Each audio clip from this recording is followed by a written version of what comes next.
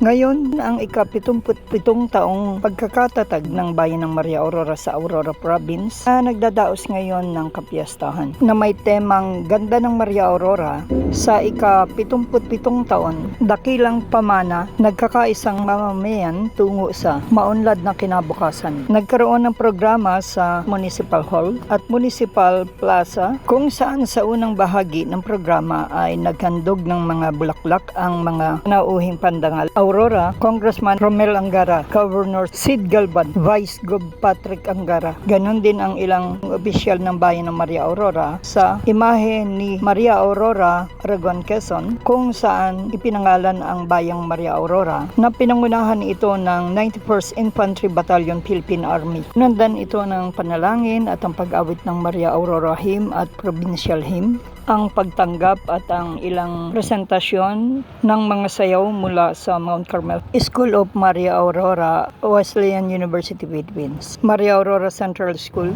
at Bayanihan National High School.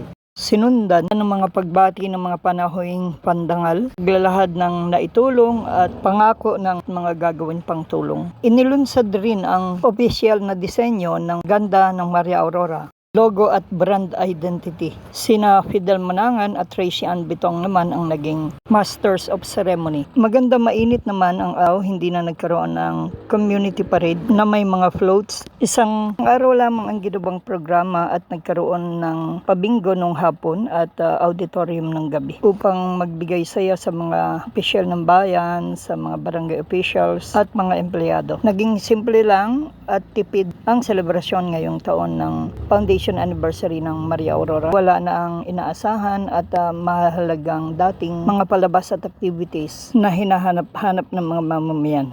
Tulad ng Binibining Maria Aurora Search, Drum and Bugle Lyre Competition, Street Dance Competition, Talent Search, maging Farmers Day at iba pa.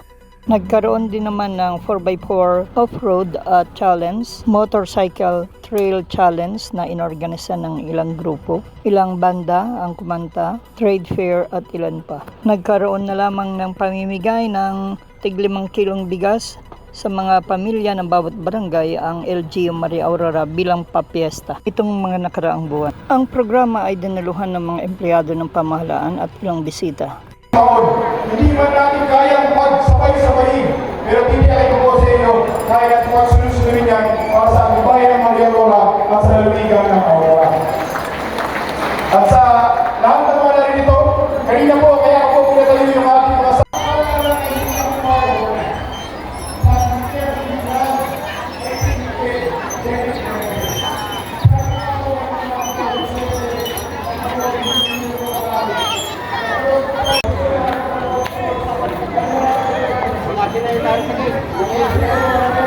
Naka-uniform.